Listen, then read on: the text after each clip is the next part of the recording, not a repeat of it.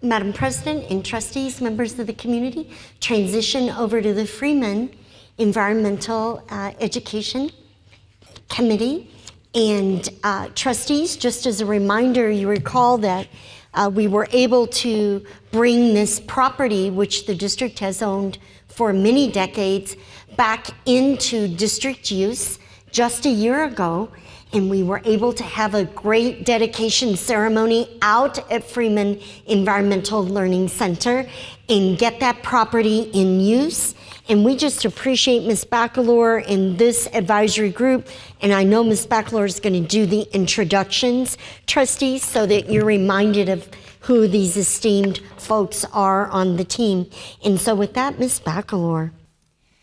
Good evening again, trustees and Dr. Swift. I would like to quickly introduce you to the Freeman Environmental Education Center Advisory Committee members who are here today. A couple people had to leave, but of course we have Matt Doss, who's actually Policy Director of the Great Lakes Commission, who's a parent of AAPS students who've graduated. We have Laura Florence, who's also a parent of students, but is a staff person with the Southeast Michigan Stewardship Coalition and is on the board of the Leslie Science Center. We have Sean Harris, recently retired teacher from Hazley. Congratulations on your retirement. We have Janet Kahan, who's a retired teacher, volunteer naturalist, and works with the Huron Valley Watershed Council. There she is. We have Rebecca Nielsen, who's an AAPS parent and also works with the Southeast Michigan Stewardship Coalition. Anita Sandretto was here but had to leave. She's a neighbor to the Freeman School property. Casey Warner, an AP environmental science teacher from Skyline, also was here but had to leave. And of course, I have my two, they're kind of like my bodyguards right now. Dave Siegel. Oh, other way, sorry, and Court Ambrosino. And they're going to be helping a bit with the presentation tonight. And Ms. Bacalor, because Mr. Ambrosino's been added to the team since you were last here, yes, maybe just highlight a little bit about what these... Sure. I know folks are familiar, but go ahead. Sure, yeah. And what? Oh, I missed someone on the committee, and I am so sorry. I should have turned and said, who did I miss? Because of course I'm going to miss somebody, right? Somebody really important. And of course it is Ms. Neha Shaw, who is just like stalwart teacher volunteer on all kinds of things. And sorry about that. But you're going to get your picture taken twice tonight. Does that make up for it? Anyways, this is, I just have to tell you, one of the most knowledgeable and dedicated groups that I have worked with in my time here at AAPS. They care tremendously about our students and about environmental education, and it has really been a privilege to work with them. So as Dr. Swift mentioned, I have Dave Siegel with me, and he's our long-standing environmental education program teacher. He's like an icon in the community and in the environmental education program in Ann Arbor Public Schools. And our recent addition is Mr. Court Ambrosino, and he grew up in Ann Arbor, is an alum of Pioneer High School, and has done a lot of traveling and has a huge depth of experience in environmental education. He's going to introduce himself in a minute, but we were really happy to have him on board with us on the environmental education program. So you can say welcome. And we will get started with the presentation. So tonight's presentation will be, relatively fast. We'll have a little bit of environmental education history from Dave Siegel. We'll have a little bit from Court on what's new in the environmental education program and specifically at the Freeman Environmental Education Center. Then we'll shift and talk about the advisory group purpose, membership, process, talk about our vision, and get into exemplars and recommendations. So are we ready? Are we excited? Pumped up? Yeah. Okay. So I'm going to turn it over to Dave. Do I get a next slide? Oh, yeah, we do. Sorry. Oh, there's the button. Oh. Well, I looked at this starting in the late 1950s, and I thought, boy, that was before the EPA, before Earth Day, before Silent Spring. We had pioneering individuals in Ann Arbor thinking about environmental education. dedicated people like Bill Stapp, who actually wrote the book right there on environmental education. But other people in his time that helped him, like Jim Swan and Eunice Hendricks, Vera Levinson, Bill Browning, Dorothy Blanchard, and more recently, Dr. Joe Riley and Janet Kahn. All those people I got to meet and made me a better teacher because I got to have that experience with them. Ann Arbor remains at the cutting edge, helping to create an informed public. Volunteer naturalists help and commit thousands of hours. Two of them are here, Mr. and Mrs. Schmidt. Thousands of hours of volunteer time. Some are retired. Some are retired teachers, some are parents, some are university professionals. People from all walks and cultures all contribute to the program. And I'm looking forward to the new chapter of engagement with students across the district as part of the 58th year of the program. Turning it over to Court. Good evening. Again, my name is Courtney See. I'm an environmental education teacher for the district. I'm a product of AAPS, and I have vivid memories of environmental ed programming with Bill Browning growing up in the district. I'm honored to be serving in this role with the opportunity to impact thousands of students every year within the district. It's been wonderful to work alongside Dave Siegel over this past semester and to learn about how he's carried the program forward for more than 2 decades. To learn the robust curriculum that we offer, to learn the nuanced system of logistics and coordination that go into facilitating 350 some learning experiences every year for Ann Arbor students, and also to learn about the vast network of relationships and people who support the program and allow us to do what we do for students. I'm excited to continue this tradition of excellence and work to expand offerings that align with and enhance the AAPS curriculum. This process began this year, and we were able to accomplish a number of new things in 2018-19, and I'd like to highlight a few of those right now. In fall 2018, AP Environmental Science classes visited Freeman to conduct surveys and collect data. They analyzed biodiversity on site, and as you may recall, a group of students presented some of their findings to the board in the fall. There was an adult volunteer site cleanup day in which 30 yards of waste were removed from the outdoor site. We had hundreds of students who visited Freeman this year for their winter survival program. And this spring, we had a group of Skyline students who were, again, AP Environmental Science students, came out to Freeman and carried out a tree and plant survey in the woodlot to help characterize the site and to provide some baseline data for a digital database that was developed in partnership with Dr. Paul Steen at the Huron River Watershed Council. So we're really grateful for that work, and we see that data could help inform management decisions and help us monitor changes on site over time. We were able to also develop new digital orientations to help strengthen classroom preparation before field experiences. We facilitated some service learning activities at Tappan and Scarlett, and also added some curricular enhancements to our existing curriculum to help encourage stewardship and personal action amongst students. And we created some educational materials around the elementary playground shade tree program to help leverage the work that the district is doing as a teachable moment for students. Students aren't the only ones that are enjoying the Freeman site. We thought we'd share a few of our recent images from our trail camera at Freeman. We have a groundhog, a very curious deer, and a healthy looking coyote that have all been captured within the last 6 weeks or so out at the Freeman site. All right. We also saw a human on the camera, and it was a nice primate shot of Court as he was clearing the shrubs away from the camera that had grown up in our rainy spring. So I mentioned before our wonderful advisory committee. I'd just like to ground us back in the purpose of this group.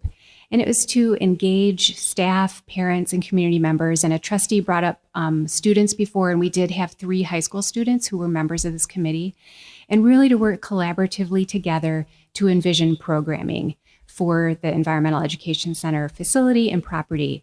And the focus was really on programming because, the fate of the building is uncertain. So we really just looked at programming.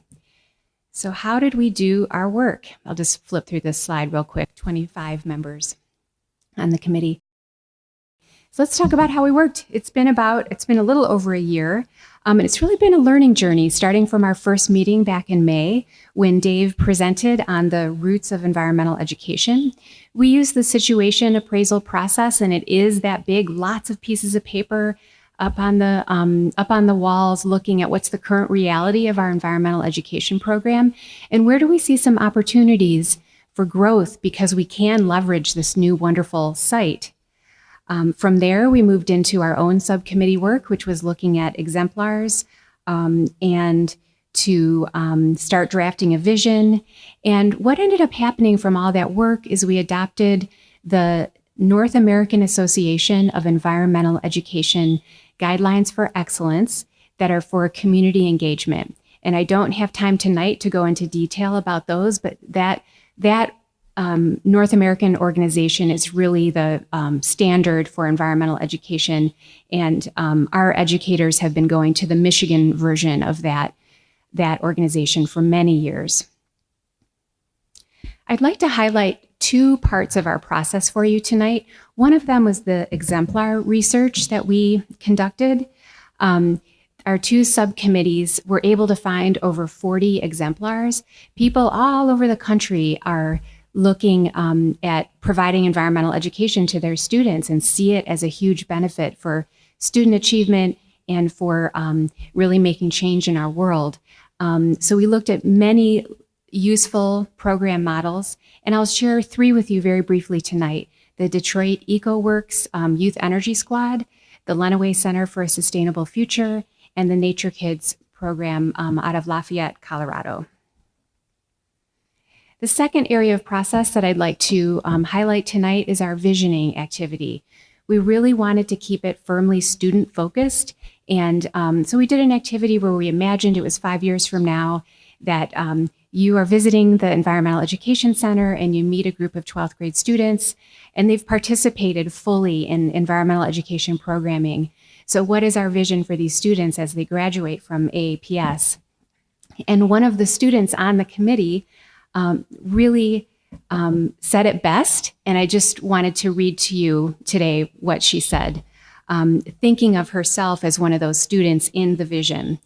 Freeman is an inspiration point. It's sustainable, useful, and embedded with youth voice. Growing up with Freeman, I learned how the environment could take care of me. And then I started my own mini projects, making biofuel out of waste scrap, shadowing a landscape developer, discussing green options for AAPS at the bi-monthly Roundtable Youth Advisory Council sessions. I followed the monarch migration in the fall and watched robins hatch in the spring. That's when I learned how I could take care of the environment. We really can't say it any better than that. And that was Julia Heng from Huron High School. So this is sort of the adultish slide of what that vision was. Through all of this work, all of our discussions and our visioning and looking at exemplars and talking about what could be, we really came up with what it is and what it is not to try to make it very clear to everyone.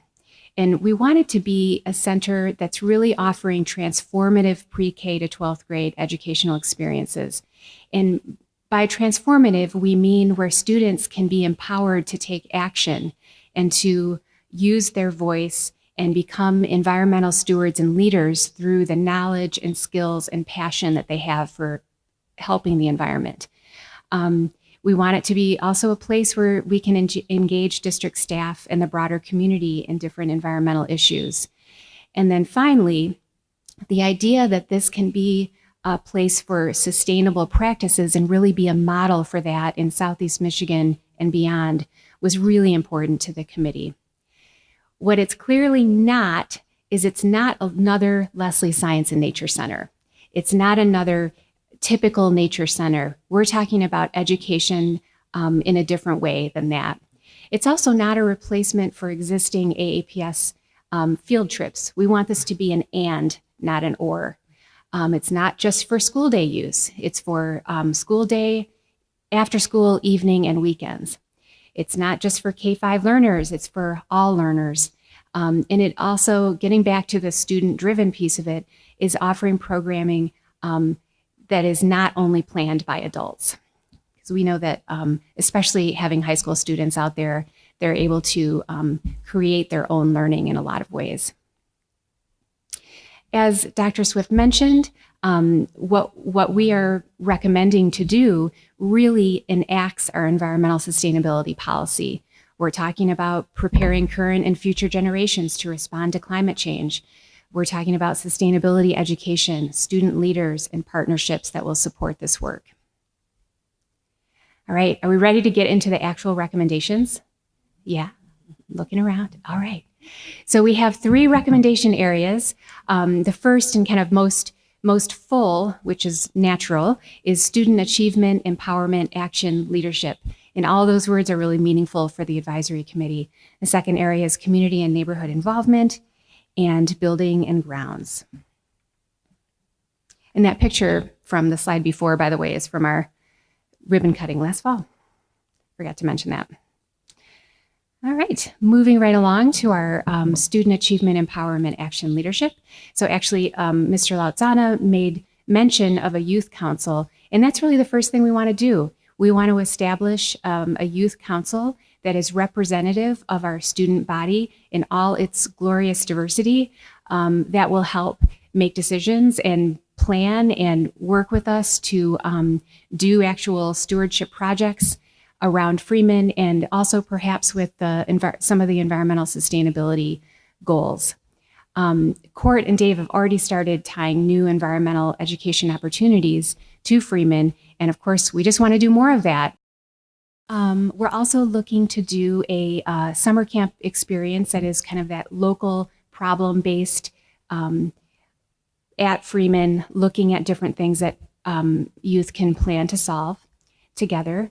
A little bit longer term, we'd really like to look at some environmental justice curriculum or climate change curriculum to bring into the school district. We don't think this necessarily exists in this way right now. Implementing different types of instructional models. You know, we'd also like to do things longer term that involve demonstration gardening. And something that's really exciting that I'll show you in an exemplar in a minute is the idea of skill-based certification that can happen at Freeman and different CTE programs that can happen that we don't have right now.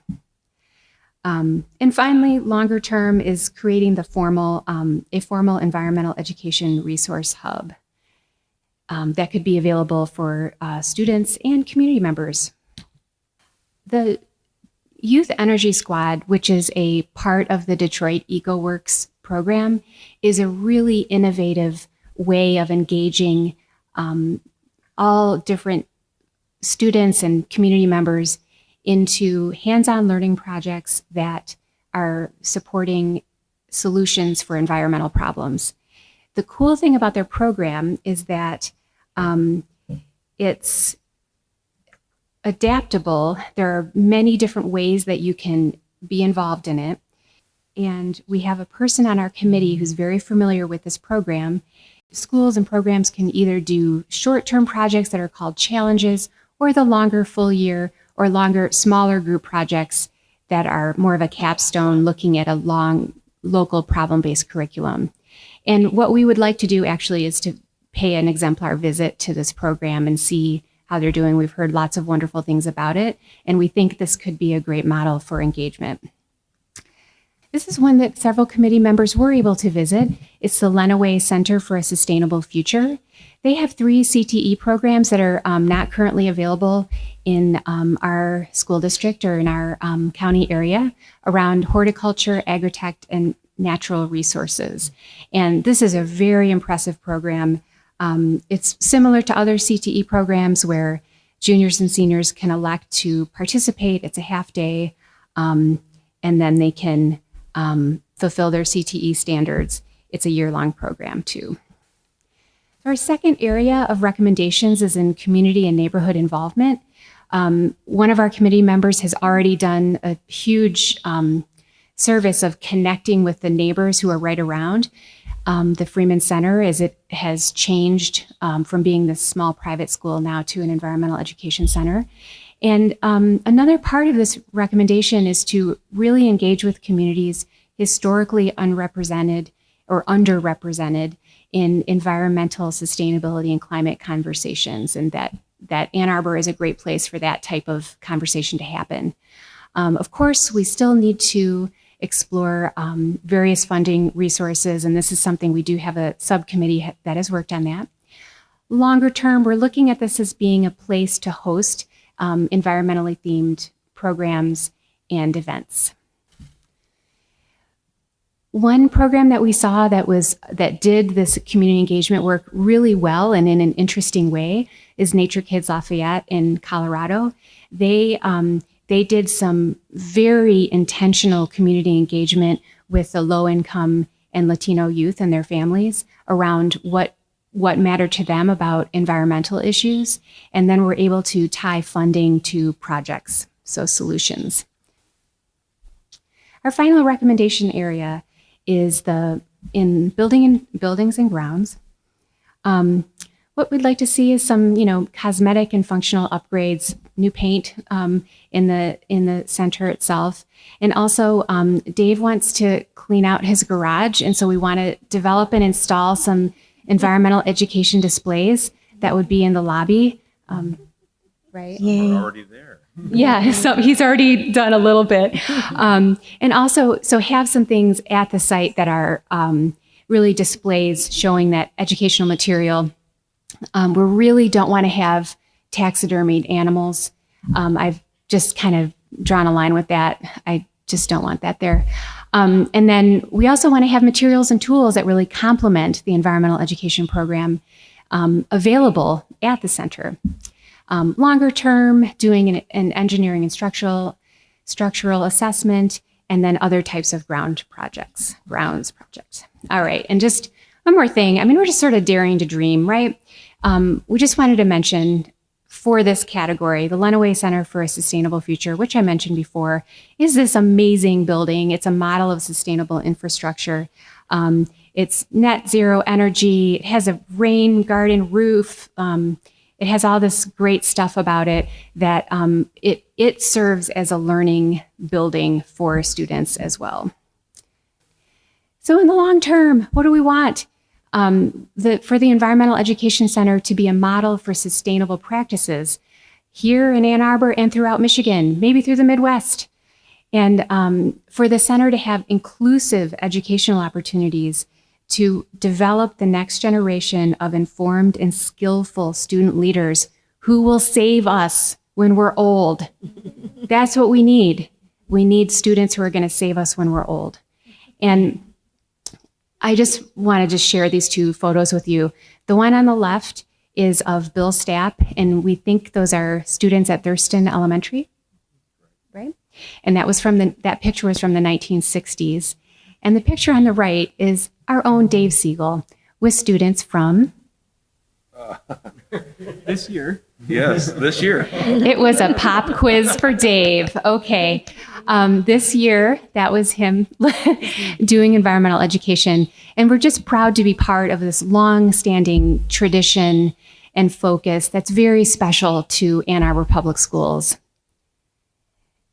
So our final slide just shows you some more fun pictures of environmental education in action, some of it at Freeman, some at other places.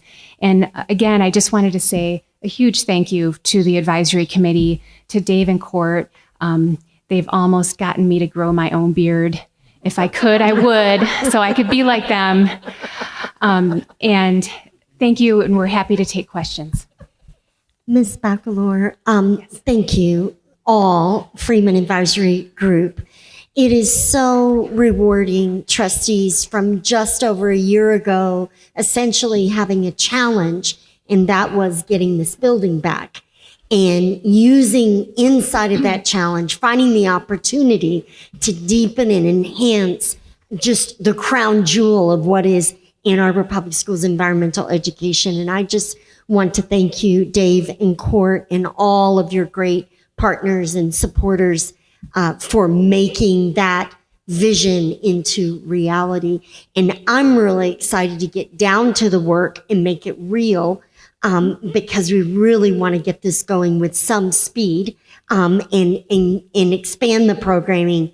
Our vision, preschool through 12th, and then all of the community as well. So I'm just thankful for all of our partners and for the progress that we've made, trustees, in only about 14 months. I think it was about 13 months ago that you all made the decision that we could move forward with the Freeman Environmental Education Center. Yes, Ms. Bachelor. Well, I feel really bad because I forgot to mention someone who has been critical and crucial for this entire process for over a year, and her name is Miss Amy Deller Antoneau. She's still here. She probably should have walked out because she was mad at me. But she, I'm not in the instructional side, so I've really depended on Amy and Dave and Court to help me understand a lot. And Amy has been just so awesome, just an internal expert that I can't say enough. Thank you, Ms. Bachelor. Amy Deller, we so appreciate our science being wrapped in, and that's so important. And thank you for being there every day through this.